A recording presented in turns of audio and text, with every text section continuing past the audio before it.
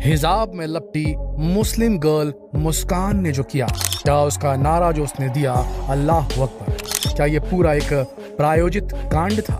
क्या मुस्कान एक प्रायोजित कांड को अंजाम दे रही थी? क्या किसी पॉलिटिकल पार्टी का हाथ मुस्कान के पीछे था? किस पॉलिटिकल पार्टी को बिलोंग करती है मुस्कान?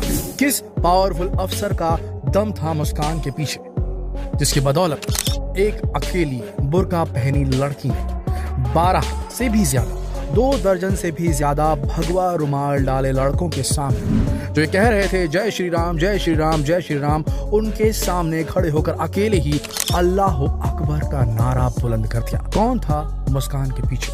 कौन सी अपोजिशन पार्टी थी? कौन सा नेता था? कौन सी कॉन्स्पिरेसी थी?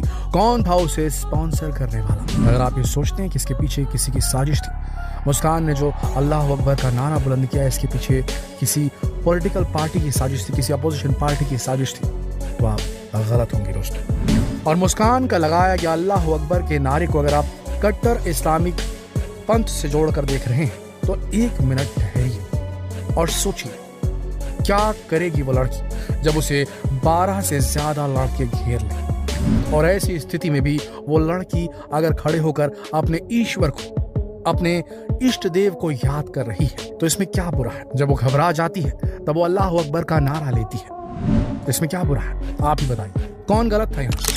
क्या मुस्कान गलत थी या वो 12 से भी ज्यादा लड़के जो उसे घेर कर खड़े हो गए थे, कॉलेज में घुसने नहीं दे रहे थे? सोचिए सर, अगर मुस्कान के पीछे कोई हाथ था तो वो स्वयं ऊपर वाले का था। उसका नाम कुछ भी ले लीजिए आप, ईश्वर, अल्लाह, गॉड, जो नाम लेना चाहिए ले लीजिए, क्योंकि उसके पीछे वही शक्ति खड़ी थी जो एक गलत को होने से रोक रही थी। मुस्कान सही के लिए लड़ रही थी, गलत के लिए नहीं। जिस तरीके से उसे रोका जा रहा था वो गलत था दोस्तों, ये सभ्य बर्ताव नहीं था। अगर इसका बहिष्कार भी करना चाहते थे तो लड़कों को इस तरीके से, इतने सारे लड़कों को एक लड़की को घेरने का अधिकार नहीं दिया जाता। न संविधान में है, न किसी कानून में लिखा हुआ है। ये जो घटना हुई है ये निंदनीय है, इसकी निंदा की जानी चाहिए। दोस्तों, कर्नाटक में हिजाब को लेकर हुआ विवाद थमने का नाम नहीं ले रहा। सोशल मीडिया पर वायरल एक वीडियो ने पूरे कर्नाटक को हिला के रख दिया।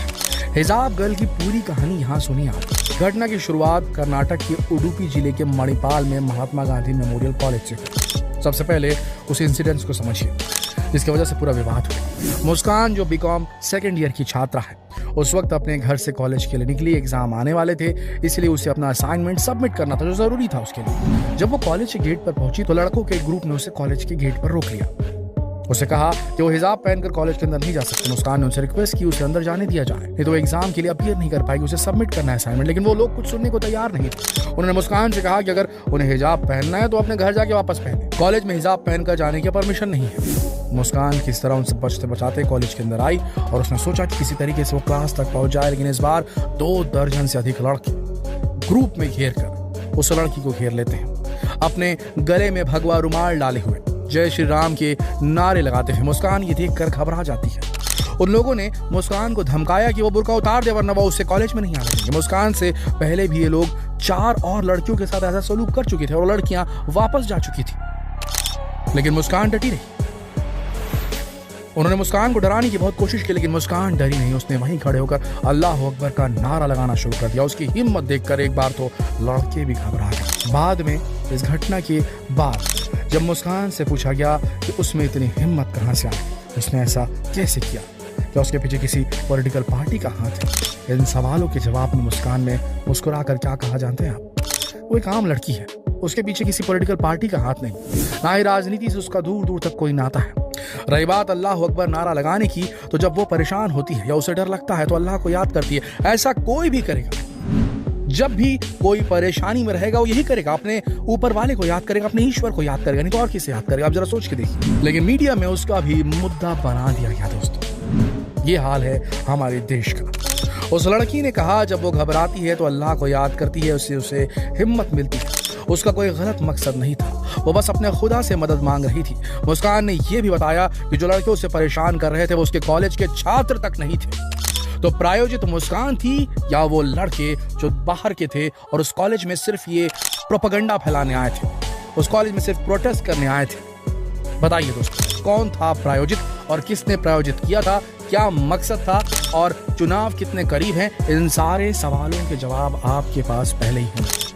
ये बाहरी लोग कॉलेज में हुड़दंग मचाने आए थे, ये प्रायोजित थे या मुस्कान प्रायोजित थी? जरा सोच के देखिए। थोड़ी देर के लिए हिंदू मुस्लिम का चश्मा अपनी आंखों से उतार दीजिए और एक आम लड़की के साथ हुए इस व्यवहार के बारे में सोचेंगे तो आपको वो लड़के गुंडे नजर आएंगे दोस्तों, और इससे ज्यादा कुछ नहीं। जब मुस्कान हिम्मत से उन लड़कों का सामना कर रही थी और अल्लाह अकबर के नारे लगा रही थी, तब लोगों ने उसका वीडियो रिकॉर्ड कर लिया और सोशल मीडिया पर पोस्ट कर दिया। कुछ ही देर में ये वीडियो वायरल हो गया। लोगों ने मुस्कान के सपोर्ट में ट्वीट करने शुरू कर दिए। देखते ही देखते मुस्कान पूरी दुनिया में हिजाब गर्ल के नाम से मशहूर हो गई और उसे इंडिया के अलावा दूसरे देश से भी पॉजिटिव कमेंट्स मिल रहे थे। लोग उसकी हिम्मत की तारीफ करते थक नहीं रहे थे। जमीयत उलेमा हिंद ने मुस्कान को 5 लाख इनाम देने का ऐलान किया तो पाकिस्तान के नेता भी उसे समर्थन दे रहे हैं। AIMIM सांसद ओवैसी ने उसकी तारीफ करते हुए बहादुर लड़की बताया। वही मुस्कान इस घटना को राजनीतिक मुद्दा बनता देखकर दुखी है और हम सबको दुखी होना चाहिए। जिन्होंने इनाम की पेशकश की, जिन पार्टी के नेताओं ने जिन्होंने इसकी हिमायत की, वो गलत है दोस्तों। दरअसल इस चीज के लिए उस शहर की जो अथॉरिटीज थी, कलेक्टर थे, जो वहां के SP थे, जो वहां की सुरक्षा व्यवस्था संभाल रहे थे, उन लोगों को मुस्कान की सपोर्ट में आना था रादर देन उसे इनाम देने की। यह बात सही है कि मुस्कान सीधे खड़ी रही इस कठिन परिस्थिति में।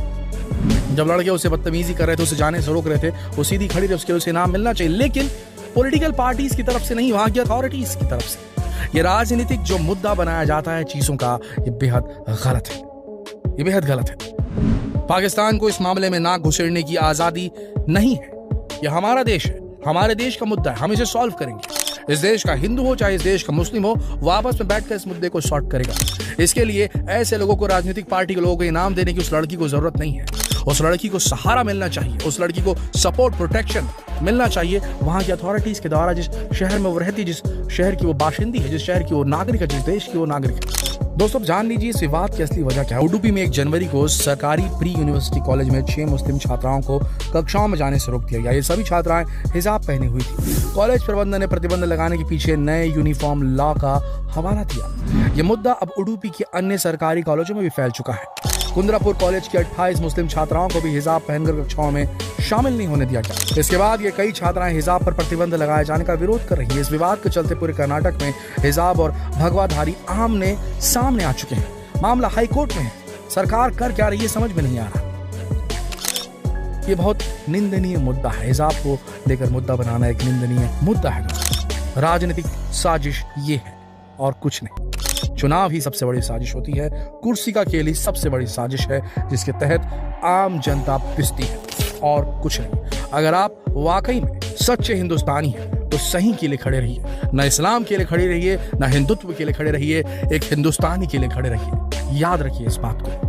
किसी ने खूबी कहा है, प्यार और ज्ञान जितना बांटा जाए उतना कम है। इसलिए इस वीडियो को दिल खोलकर लाइक, कमेंट और शेयर कीजिए। आप मुझे इंस्टाग्राम पर भी फॉलो कर सकते हैं, वहाँ पर भी मैं time to time fact share कर देता हूँ। साथ ही साथ अपने नॉलेज को और बूस्ट करने के लिए इस प्लेलिस्ट को चेकआउट कर सकते हैं।